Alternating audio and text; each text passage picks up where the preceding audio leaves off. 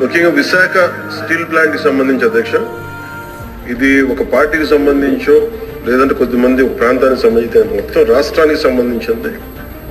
చాలాసార్లు పదే పదే నేను అనేక సందర్భాల్లో కూడా చెప్పాను అధ్యక్ష, ఇది చాలా భావోద్వేగంతో చాలా త్యాగాల మధ్య నడుమున వచ్చిన స్టీల్ ప్లాంట్ అధ్యక్ష.